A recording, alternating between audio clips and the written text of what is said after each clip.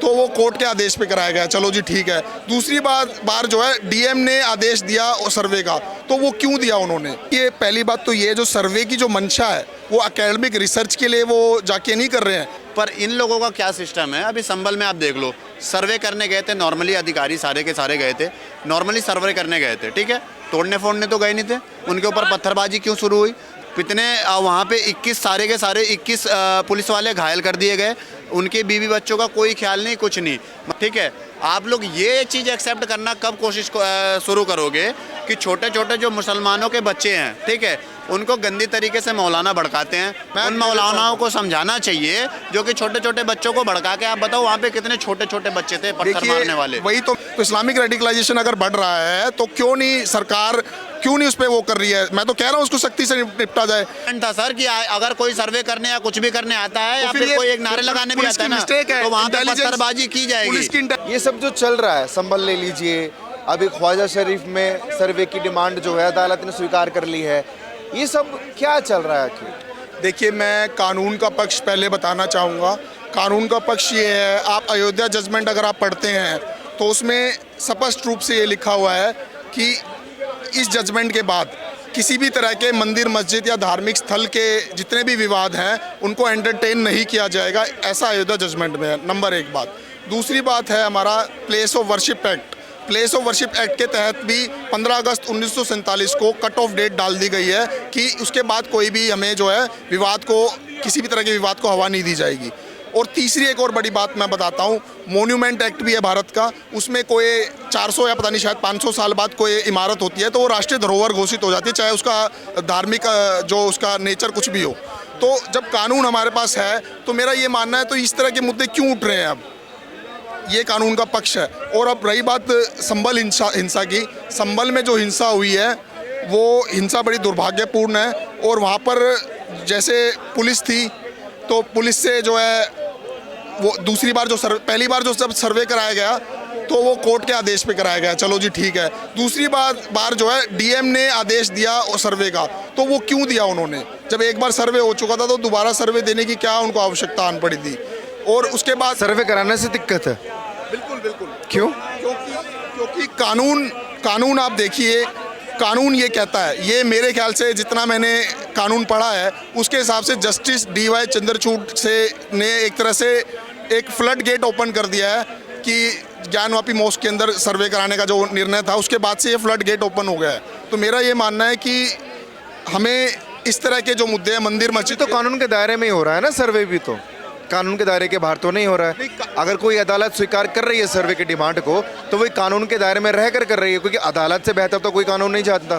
देखिए, स्थानीय अदालत के फैसले पे इसलिए तो प्रश्न चिन्ह लगाए जा रहे हैं ना कि प्लेस ऑफ वर्शिप एक्ट है, या तो आप उसे खत्म कर दो। प्लेस ऑफ वर्शिप एक्ट में कितने सेक्शन है मालूम है आपको?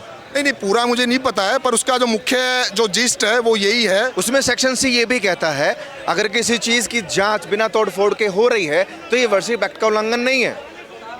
वर्शिप एक्ट यही तो कहता है कि किसी भी ढांचे की हम स्थिति चेंज नहीं कर सकते, लेकिन जांच पड़ताल तो कर सकते हैं ना। नहीं, तो वही तो मैं पूछना चाह रहा हूँ ना, तो ये उल्लंघन कैसे हुआ? देखिए, पहली बात तो ये जो सर्वे की जो मंशा है वो एकेडमिक रिसर्च के लिए वो जाके नहीं कर रहे हैं। उनकी जो मंशा है, जो उनके वकील है जो जिनका नाम विष्णु प्रसाद जैन है, उनकी मंशा जो है शुरू से ये रही है कि किस तरह से जो है सांप्रदायिकता का माहौल बनाया जाए, वैमनस्य का माहौल बनाया जाए, सांप्रदायिकता का माहौल बनाया जाए। लग रहा है क्योंकि ख्वाजा शरीफ की भी सर्वे की मांग चल रही है और स्वीकार भी बाकायदा वहाँ की निचली अदालत ने कर ली है। सबसे पहली बात सर कि हिंदू या जो भी हैं, मतलब उनको लगता है ऐसा कुछ कि अगर वहाँ पे मस्जिद की जगह मंदिर था, मंदिर की जगह ये था, ठीक है, तो वो कोर्ट जाते हैं, संविधान के तौर पे केस करते हैं, केस फाइल करते हैं, अपना जो कानूनी प्रक्रिया होता है उस तरीके से काम चलता है।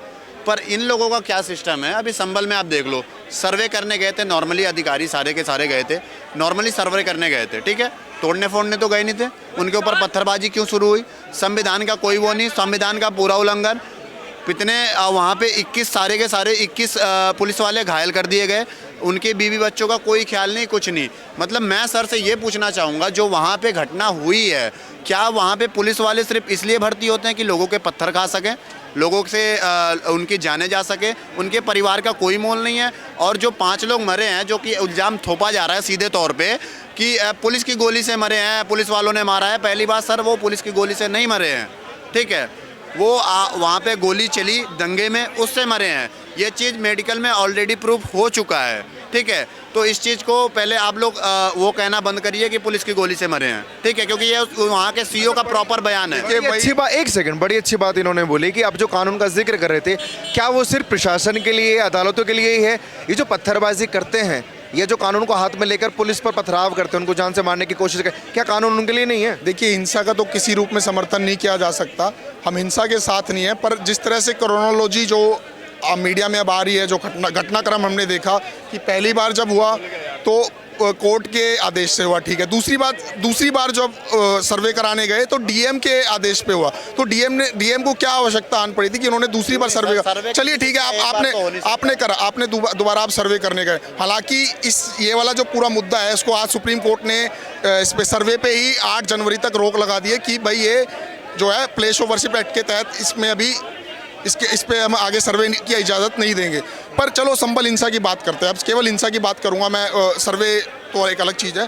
तो वहाँ पे जब दूसरी बार सर्वे होने लगा तो घटनाक्रम ये हुआ कि मुस्लिम मॉब इकट्ठा हो गया वहाँ पर, और मॉब इकट्ठा होने के बाद पुलिस से उनकी बहसबाजी हुई और काफ़ी सवाल नहीं उठा आपके जहन में कि मुस्लिम मॉब कहाँ से इकट्ठा हुआ, पत्थर एकदम से कहाँ से आया, चंद घंटों में इतने हज़ारों की भीड़ कहाँ से आई? नहीं, वो ठीक है, मैं नहीं कह रहा हूँ हिंसा कोई ठीक चीज़ है, हिंसा बिल्कुल गलत चीज़ है और कोई भी करे उसके हम बिल्कुल साथ नहीं है।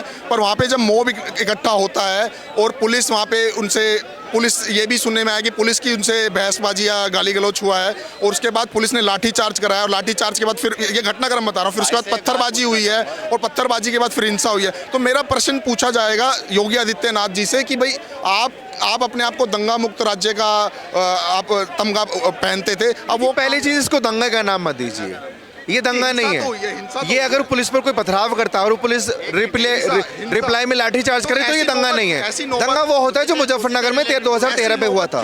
ऐसी नौबत क्यों आई कि भाई योगी आदित्यनाथ जो आप वो तथाकथित अपने आप को हिंदू हितैषी और शुभचिंतक मानते हैं और अपने आप को सबसे बड़ा कानून का पालन कराने वाला, आप कह रहे हैं कि ये सरकार का फेलियर है जो हिंसा है? बिल्कुल है, हिंसा सरकार का फेलियर है। सर से क्वेश्चन पूछना चाहूँगा, ठीक है, आप लोग ये चीज़ एक्सेप्ट करना कब कोशिश शुरू करोगे कि छोटे छोटे जो मुसलमानों के बच्चे हैं, ठीक है, उनको गंदी तरीके से मौलाना भड़काते हैं, बोलते हैं कि आप मस्जिद के लिए या बम फट गया किसी भी चीज़ करके शहीद होगे तो उससे आपको 72 हुर्रे मिलेंगे, या फिर आप शहीद हो रहे हो उन चीज़ों के लिए। ये छोटी छोटी चीज़ों को भड़का के जो इस तरीके से जो हिंसा की बात कर रहे हो आप, ये चीज़ भड़काया जाता है, इस चीज़ को आप लोग एक्सेप्ट करना कब शुरू करोगे? क्योंकि इस चीज़ को आप हिंदू धर्म में देख लो, कोई करता है दंगा आज तक कभी सुना है इस तरीके का? कभी भी नहीं सुना होगा आपने, ठीक है। इस चीज़ को आप लोग एक्सेप्ट करो। वही मौलाना, ठीक है, जब खुद के बच्चों की शहीद होने की बात आती है, ठीक है, अगर इतना उनको बच्चे शहीद हो रहे हैं, ठीक है, अपने धर्म के लिए, तो उनके बच्चे लंदन में और उसमें पढ़ क्यों रहे होते हैं? अपने बच्चों को क्यों नहीं भेजते दंगा लड़ाने के लिए? देखिए, मैं दंगा में लड़ने के लिए यही से तौकीर रज़ा की गिरफ्तारी हो गई है, तो अच्छी बात है, हो गई है तो नहीं, लेकिन ये चीज़ अच्छी बात क्यों है? ये चीज़ मुस्लिम कम्युनिटी को एक्सेप्ट करना चाहिए ना, उन मौलानाओं को समझाना चाहिए जो कि छोटे छोटे बच्चों को भड़का के, आप बताओ वहाँ पे कितने छोटे छोटे बच्चे थे पत्थर मारने वाले। वही तो मैं कह रहा हूँ कि इस्लामिक रेडिकलाइजेशन के हम बिल्कुल खिलाफ हैं। अगर इस्लामिक रेडिकलाइजेशन देश के अंदर, राज्य के अंदर बढ़ रहा है तो सरकार को और एजेंसियों को सक्रिय हो जाना चाहिए और देखना चाहिए कि वो क्यों बढ़ रहा है। ये तो प्रश्न हम पर वही तो मेरा कहना है प्रश्न नहीं, कम्युनिटी, देखिए इस्लामिक रेडिकलाइजेशन तो सिर्फ इस्लाम को मानने वाले कर रहे हैं ना, तो इस्लामिक रेडिकलाइजेशन अगर बढ़ रहा है तो सरकार क्यों नहीं उस पर वो कर रही है? मैं तो कह रहा हूँ उसको सख्ती से निपटा जाए। और ये जो हिंसा हुई है, इससे पहले बहराज का दंगा हुआ और ये हिंसा हुई, इसके लिए हम किसको उत्तरदायित्व से रहे? हम तो योगी सरकार से पूछेंगे भाई क्यों आपके यहाँ पे हिंसा हो रही है, क्यों उपद्रव हो रहा है? योगी सरकार वैसे चुन कर हिसाब किताब कर भी रही है, आप क्यों पूछ रहे हैं उनसे?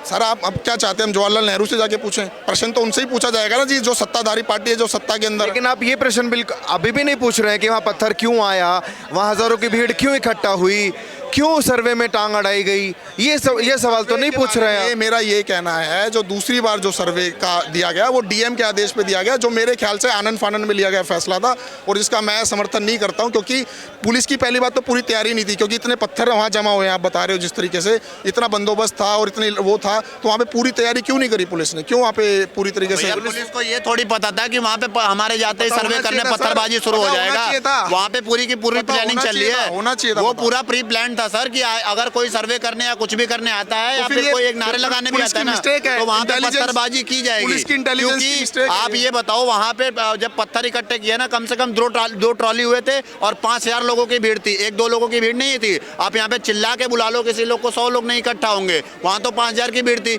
इसका मतलब सीधा सीधा है कि वो सारा प्री प्लान था।